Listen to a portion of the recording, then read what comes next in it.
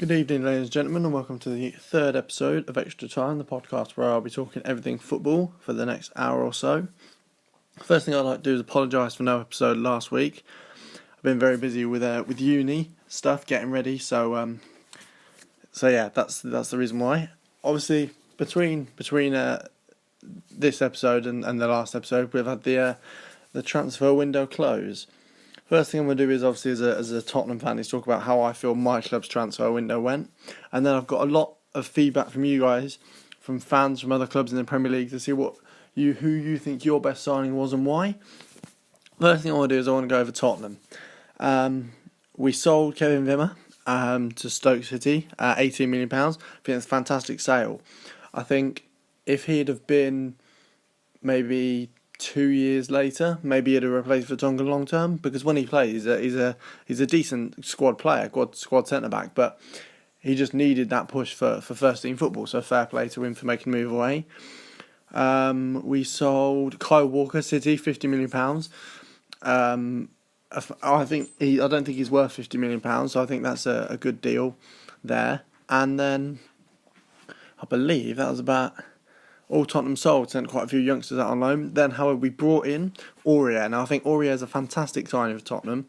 Up there with one of the best right-backs that there are at the moment. £23 million, absolute steal. And I think he'll come in and add that ability of the crossing in the final third.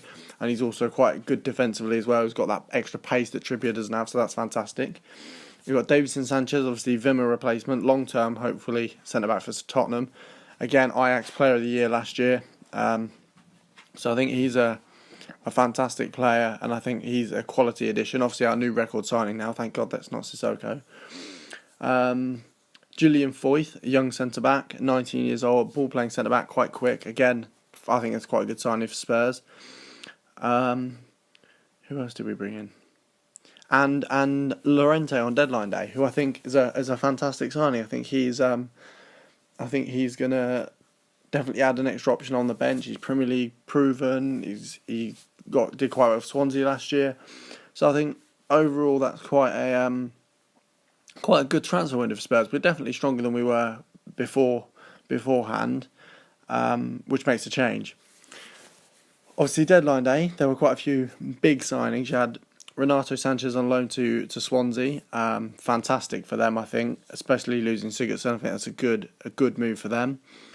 Who else did we have that went on deadline day? You had Zappa Costa go to Chelsea. I think a great replacement. I think he's definitely better than Victor Moses. And I think he'll add that extra depth that they need, especially in the fullback position. Let me just go and have a look, because I can't remember off the top of my head who on earth signed on deadline day. So let's go and have a look. We had Aurier, obviously I've spoken about Aurier to Tottenham. Let's go transfer centre and see. I can't remember exactly who went through.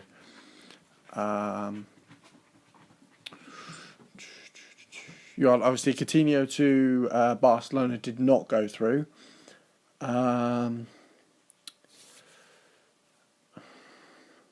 You had Mamadou Sakho went to Crystal Palace. I think that's a fantastic sign of him. Got quite a few comments on him to come up slightly later. You had Oxlade-Chamberlain to Liverpool. Now, I think that's quite a good signing for Liverpool. I think he's a good player. I think he's got potential, and I feel like obviously definitely strengthening your own depth and weakening a rival is fantastic. Fantastic for Liverpool, really. I've got to scroll back and keep scrolling back. There we go. Deadline day done deals. So we had Danny Drinkwater, Leicester to Chelsea, £35 million. I think £35 million in this day and age is the going rate. But I do think that they could potentially have got him slightly less if it was before deadline day. But again, I think he's a good signing. I think whether he plays alongside Fabregas, Matic, Bakayoko. No, not Matic. Matic just left. Kante, rather. Bakayoko, Fabregas. I think he'll be fantastic for them. Tim Krul on loan to Brighton.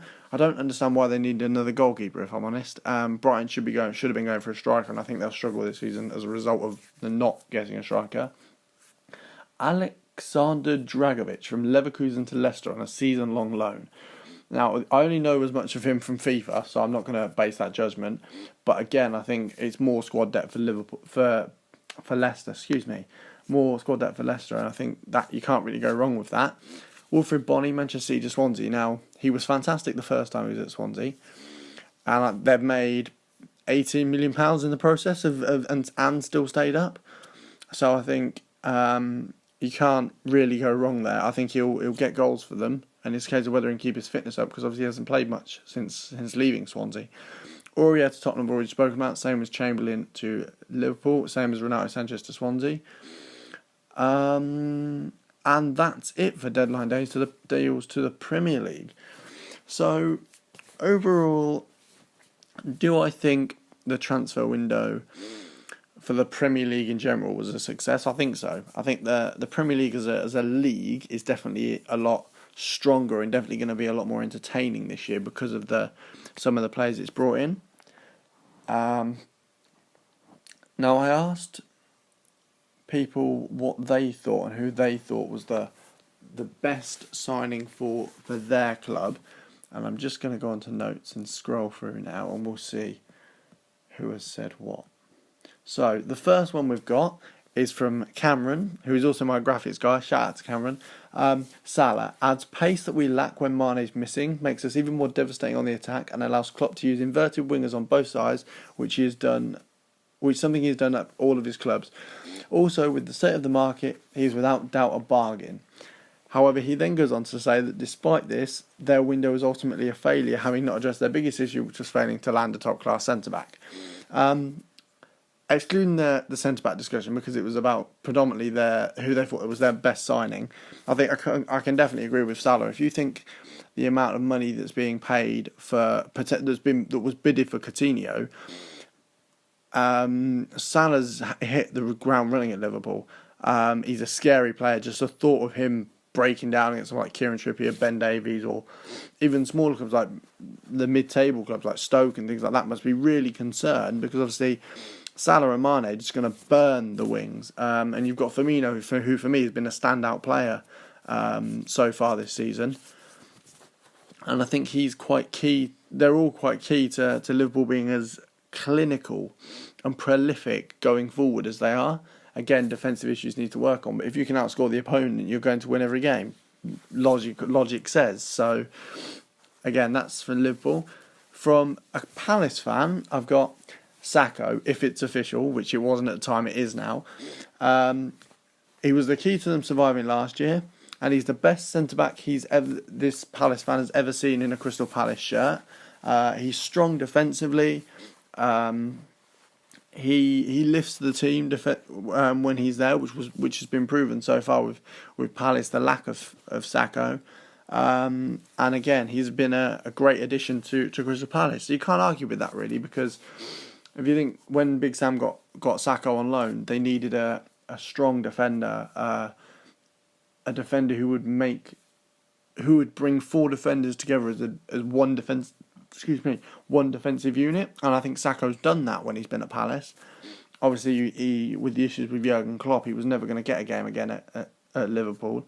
As much as I'd have liked to have seen him play alongside Matip and see how it went, but unfortunately that was never going to be possible. So I think that's a good move for both parties. £26 million, I believe, or thereabouts. It's a good fee, and again, more money Liverpool can stack up to try and throw at Van Dijk and Southampton in January.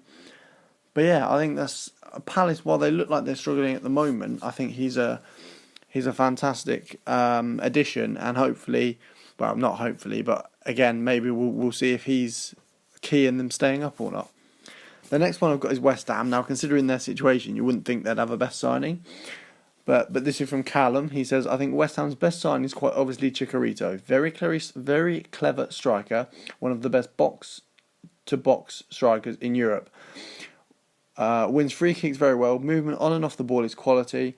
Arnautovic has the quality to become just as good of a signing, but needs to cut out his stupidity side of his game, i.e. the red card against Southampton. In all, from West Ham's point of view, it's considered a very disappointing window, with the net spend considering the players in and out. And I know a lot of West Ham fans were rather pissed off with the way their board approached William Carvalho leading up to and then on deadline day. They weren't happy with the offers that were put in for him, the way he was approached, and just the lack of professionalism in the way they did it.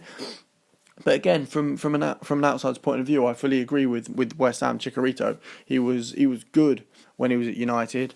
He went on obviously a loan spell at Real Madrid, where he scored that goal to get them through to, I believe it was Champions League final. I think they scored it against Atletico Madrid.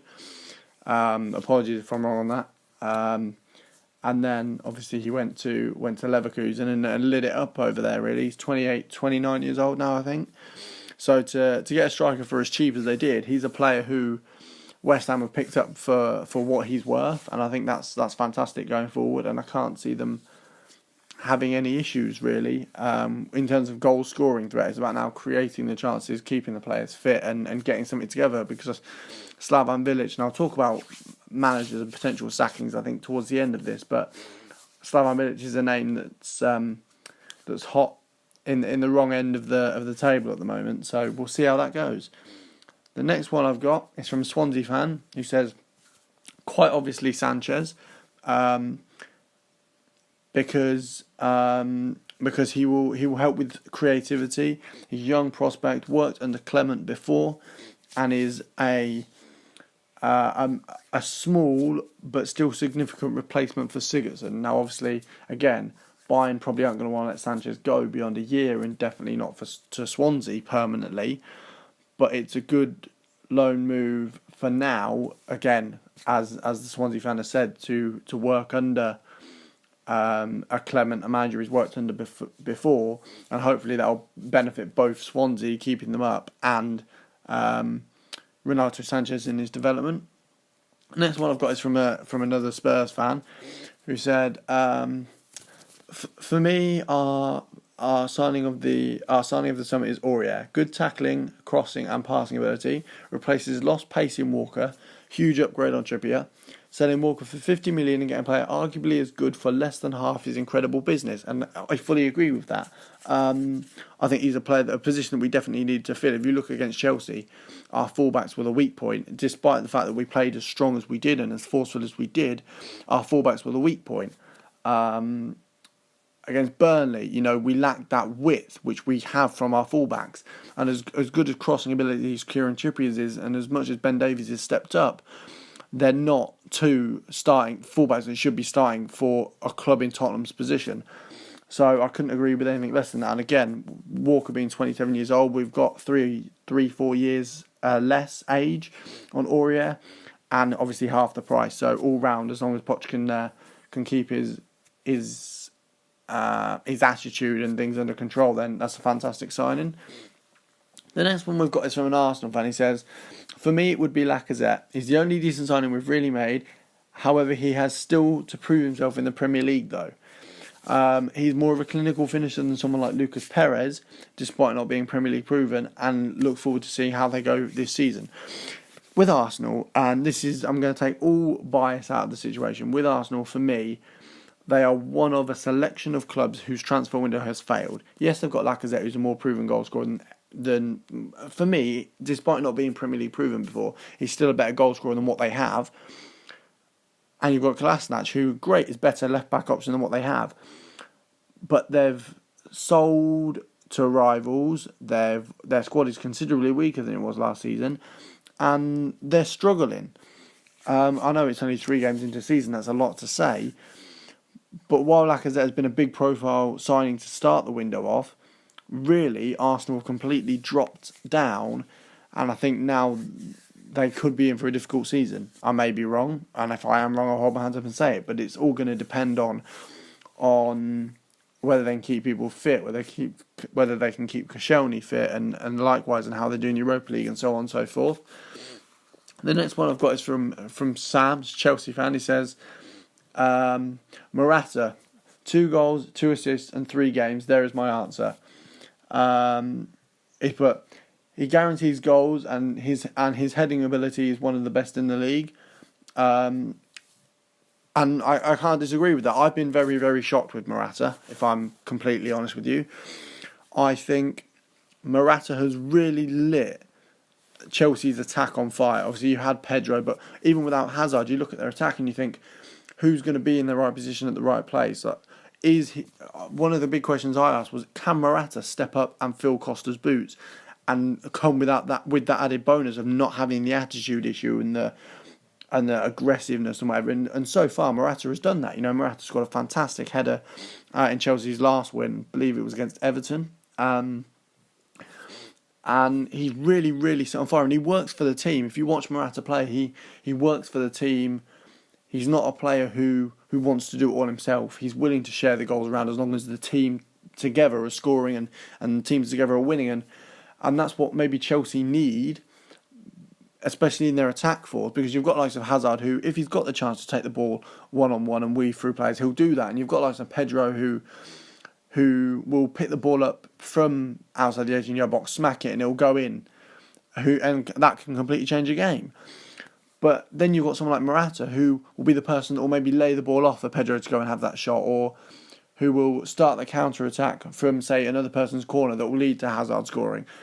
And he offers so much more than just a focal point up front. And for me, that's why I fully agree with that he is Chelsea's best signing of the summer. And I'm really, really interested to see how he gets on and how Chelsea as a whole managed to adapt to maybe playing with a slightly different striker, but one who definitely has as good of, if not better, ability than Diego Costa. The next one is from a United fan who says, I'm assuming you'd think that most would say Lukaku, however, I'm going for Matic, and I disagree with this one, and I'll explain why in a moment. But he's a missing, he's a missing piece of our jigsaw puzzle as he completes the team. He is in the position we need to strengthen so badly in the midfield and allowed other players like Pogba to do his thing. And that's what they've said. For me, I disagree. I think it has to be Lukaku. I think Lukaku is that the clinical goal scorer that United need. If you look at United last year, they had more draws than any team in the top six. Don't quote me on it again from memory. And they are missing someone like a Lukaku. Yes, Pogba can go and do his thing, but if you told Herrera to stay back and defend a bit more, then I'm sure that would help Pogba move forward and attack like he has so far this season. So for me, I'd say Lukaku. I still stand by my case that I think they overpaid for Lukaku, but I do think Lukaku is United's best signing. I do think Matic was good in the fact they've strengthened a rival and then they've weakened a rival and strengthened themselves. But the argument can then be said that Chelsea have gone and strengthened themselves with two more signings in that position rather than letting go someone who's again 29. He'll be 3-4 years left in the Premier League maybe before he starts slowly running down his time. So as the Manchester United fan has said, she believes Matic to be the signing, but for me, I think already with the goals that Lukaku's got, I think Lukaku is justified to be United's best signing of the summer. The next one was Everton. Now, I don't know any Everton fans, so I put a poll out, and the majority was Sigurdsson. And the overall consensus was that he's Premier League proven, that he's a creative player, he'll get the assists, he'll get goals, he got vital goals and assists that kept Swansea up last year. There's another argument to be said for John Pickford because maybe he could future be England's best, and Everton did need a keeper upgrade, but for me I think Gylfi Sigurdsson really is the standout player. Everton went and spent a lot on him. They kept pursuing him, and eventually when they got their player, as many have seen the goal he scored for Iceland a few weeks ago, some call it a fluke, some call it skill. It was still a class goal, and Sigurdsson's got ability. So I think for Everton, definitely, if Everton are to try and push for sixth or for fifth or for Champions League football, then I think maybe a player like Sigurdsson could be the one to do that. The next one was Manchester City. I just need to find it. Next one again, Manchester City. I don't know any Manchester City fans. So the Manchester City fans, it was a fan from another club spoke to me and said, I put another poll out again, and they said Ederson. He shores up their goalkeeping. He looks shaky at first, but can save a ball unlike Bravo, can play with his feet unlike Hart, has potential to be as good as De Gea. I think the statement about being as good as De Gea is a big, big statement, but I do think he is a massive, massive signing for them. He looks quite good. Obviously, you conceded the screamer from Charlie Daniels when they won 2-1 against Bournemouth, but that wasn't really his fault. Like, I think Ederson is a massive position upgrade. Obviously, Walker you can make the argument for. Mendy you can make the argument for. Bernardo Silva I don't think there's much argument for at the moment. I don't think he's proven himself enough. But for me, I'd have to agree. I think it would be between Ederson and Walker for me.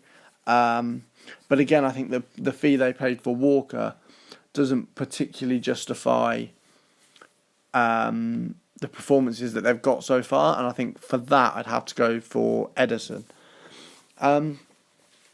Now, with obviously the transfer window closed, you've got a lot of discussion now about the big games coming up and like Manchester United, for example, what will happen when they come up against a big team, so to speak.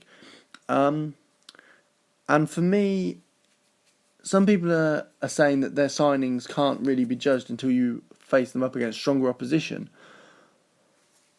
But again, it's a 38-game season, so that's something you've got to work on and go for. Now, I asked for a few questions. This is probably going to be a slightly shorter podcast than normal, because we've had the international break. But the questions I've had, the first one is from Georgios. I think I've said that right. If I haven't said that right, I apologise. She said, do you believe the transfers we've made, this is referring to as Spurs, transfers we've made have been strong enough to compete in the Premier League and Champions League? I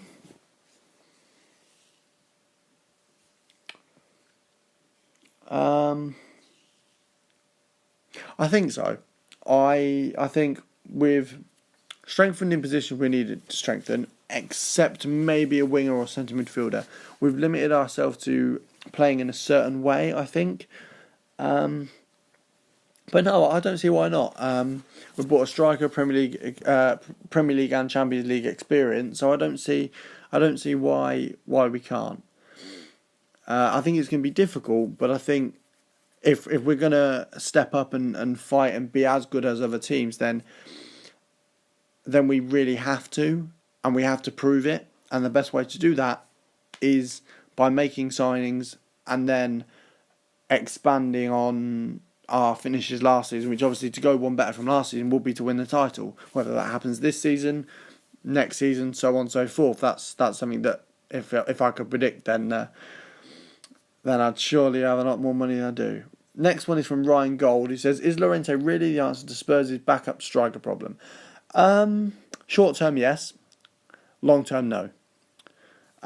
Short term, I think so. I think, again, with Premier League experience, Champions League experience, he's a massive threat in the air from set pieces, which is one thing that Spurs need. Someone really, a big tall player who's going to win the balls from Eriksen's crosses and from Eriksen's corners and free kicks and things. And I think that he is the player to do that.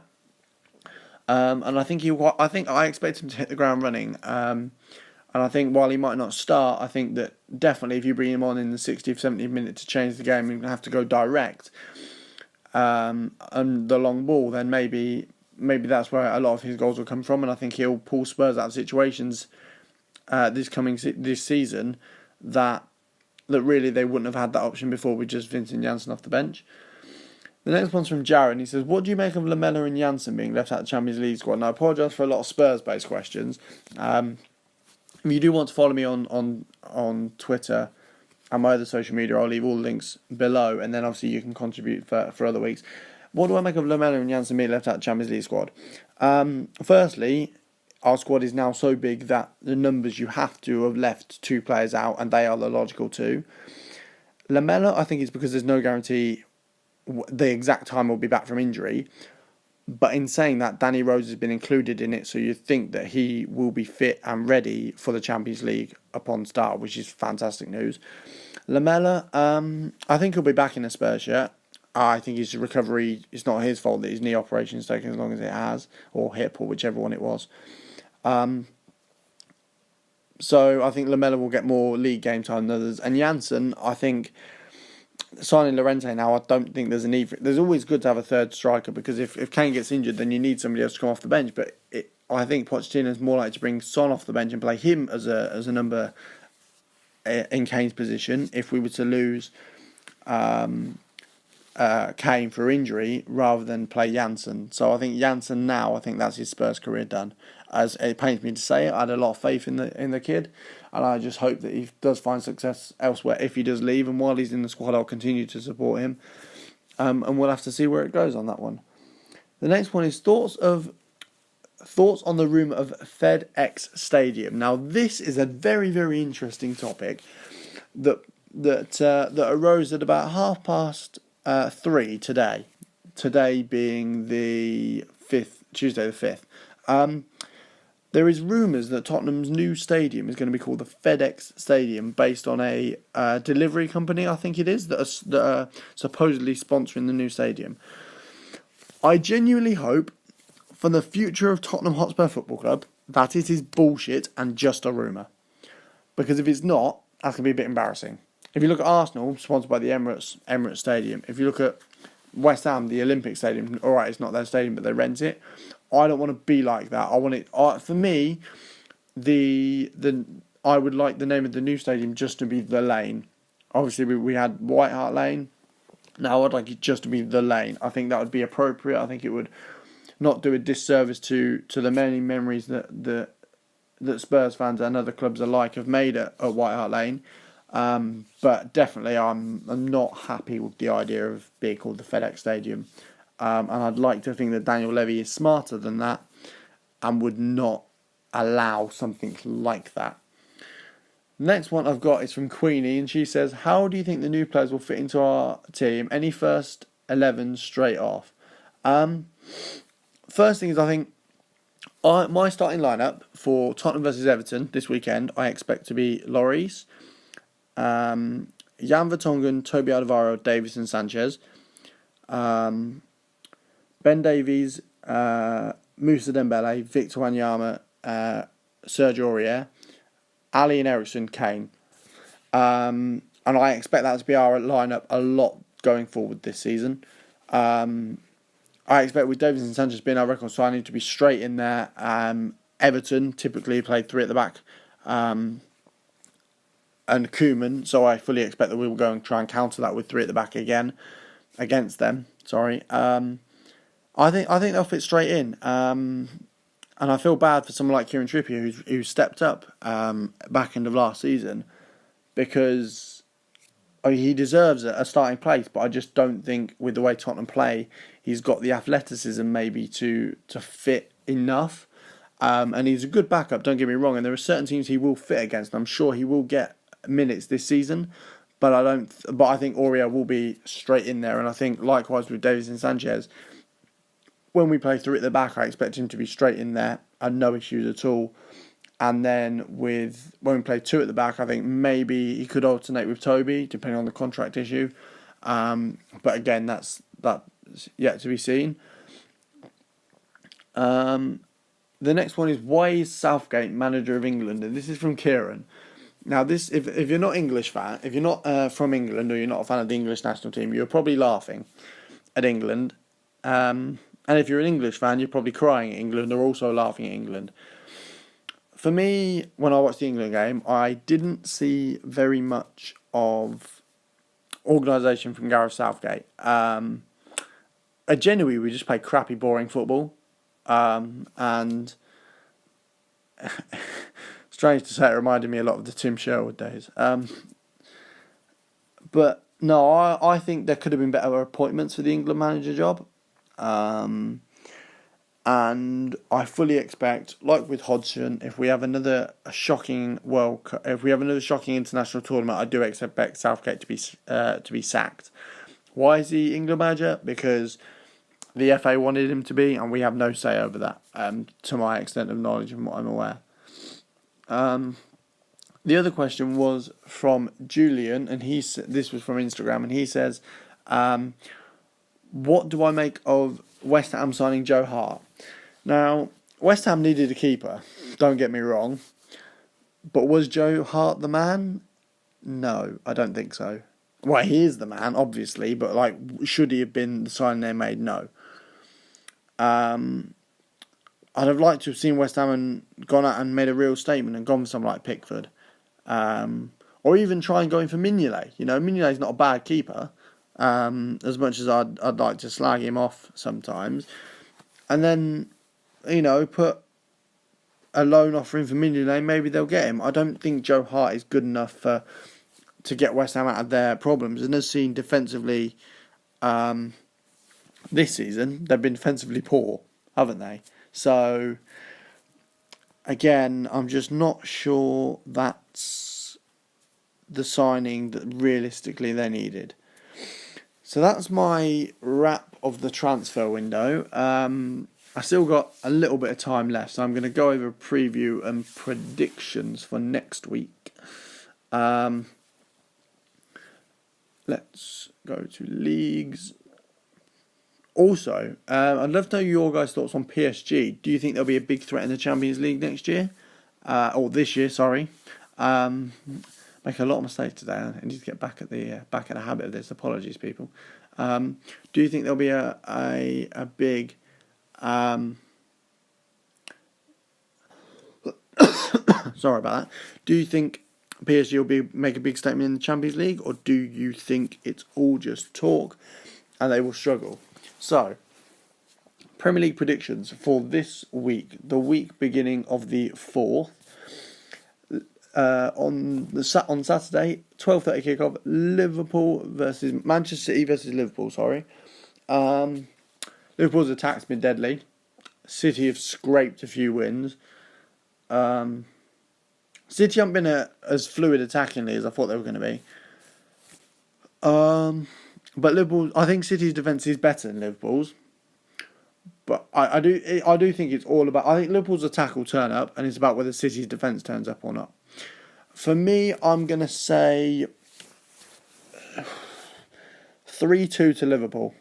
I think Gabriel Jesus with a couple maybe, and Salah, Mane and Firmino I expect them to be fully mixed out. And I wouldn't be surprised if Emre Can got a goal. A screamer from a corner or something. Wouldn't surprise me. Brighton versus West Brom. For me, I see nothing but a West Brom win. You know, 3 out of 3 wins, full Tony Pulis. I expected them to make it 4 out of... Oh no, sorry, it's not 3 out of 3 because they drew 0-0. I expect West Brom to win this one. I'm going for 2-0. Leicester versus Chelsea. I expect Chelsea to win, but I think Leicester can give them a good game. I'm going to say 2-2 on this one. I think Chelsea might be caught against Spurs. They held on for dear life. I know obviously they've had an international break to go over everything and so on and so forth, but I think Chelsea may drop points against Leicester. I think they may prove tricky opponents. So I'm going to go 2-2 and I'm going to go Jamie Vardy to get one of them. Provided he's fit, obviously. I don't know what's going to happen between now and the game. Everton versus Tottenham. Now, I said for leading up to the season and so far in the season that Everton away would be a difficult game. But again, against Chelsea with that unorganised, the mistakes they were making were poor. So I think there is room for Tottenham to exploit that. I think if Tottenham do go through at the back, they go quite offensive. They're bringing the likes of Aurier and Sanchez. Then I think that they could break forward, and I think it could be a 3 points for Tottenham. I'm going to say 2-1 to Tottenham. I think Everton will have that slight bit of advantage being at home, but again, I think Tottenham will pick up 3 points. Arsenal versus Bournemouth. I think Arsenal should be getting 3 points. Bournemouth are yet to get 3 points. I think Bournemouth are yet to pick up a point, actually. I think Bournemouth have got the ability to punish Arsenal for their defensive mistakes. and I think they will, but I don't think it will stop Arsenal from getting all 3 points. So I'm going to go 2-1 Arsenal. Southampton versus Watford. Watford have started fantastically, actually, and Southampton not so much so. They got the win against West Ham, but again, that was quite a lucky win. It wasn't like they clearly outplayed West Ham. Southampton are at home, so I think that may help them, but I'm going to go 2-2. Stoke versus Manchester United. This was a game that I believe they drew last year. I think while Stoke's signings have been good, I think there's not going to be much to stop Lukaku, Pogba, Mkhitaryan and Martial off the bench, or if he starts. So, for me, again, probably a 3-0 win to Manchester United. Burnley versus Crystal Palace. Burnley weren't great against Spurs. Spurs weren't great against Burnley. But Crystal Palace have been poor. They've been really... I know they've got Sacco now, but I think, again, I just see Crystal Palace making defensive mistakes. I don't think De Boer is really set up well for the Premier League. And I think that could cause more leaky issues for him. And so, for that, I'm going to go Burnley to win. And I'm going to say 2-1. Swansea versus Newcastle. Newcastle haven't had a great transfer window, really, have they? They've had one of the worst. And Swansea's picked up quite well. It'd be interesting if they start Wilfred Boney straight away. Boney and Tammy Abraham up top together, I think, could be good with Renato Sanchez in the midfield. While I like Rafa Benitez, and I think he's a fantastic manager, I think Swansea will have that little bit more to edge over them. So I'm going to say a 3-2 win to Swansea. West Ham versus Huddersfield. Now, this should be a game West Ham win. But West Ham are bottom of the league with no points after 3 games. So you can't rule out anything. Huddersfield have been absolutely flawless. They've played without fear. They've played with passion and determination, and they're driven. So I think on that, I'm going to say... I want to say 2-2, but I just don't think... I see West Ham conceding, but I don't see Huddersfield scoring a lot. So I'm going to call it 1-1 between West Ham and Huddersfield. So that is my Premier League predictions for week 4. Oh, excuse me. I think it's week 4. For week 4. I think the players to watch for this weekend are going to be Morata, Salah, and if he starts, I think Aurier. Obviously, he's quite a high-profile player, but the price that was paid for him was quite low. So it'll be interesting to see how he does, and to truly get a grip, get an understanding of the new signings now. You know, Drinkwater moving to a new club. You've got Zappacosta coming in. Sacco going to Palace. Will he fit straight away? So it'll be interesting to see now. Will the deadline day signings truly gel together? Will they be unified? Will they switch on instantly? Are they going to adapt to the Premier League instantly? Or is it going to take time and obviously see how the effect that has on the teams they've signed for? But for me, that's going to be it for this week. It's quite a short one. But just wanted to really wrap up the transfer window, and there's not too much I could short. I've got quite a few episodes planned going forward, topics and guests I want on, so that's really looking forward to that. If you want to keep up to date on what I'm saying about the podcast and things like that, and any changes I'm making, or if I want questions coming in or whatever, if you follow my Twitter is david.spurs.99. And if you want to message me and ask me questions about the podcast, or ask me questions for the podcast, if you know of a guest I should get on, or if you want to come on the podcast, then that'd be fantastic. But other than that, enjoy the weekend of football ahead, and I shall see you all again next week.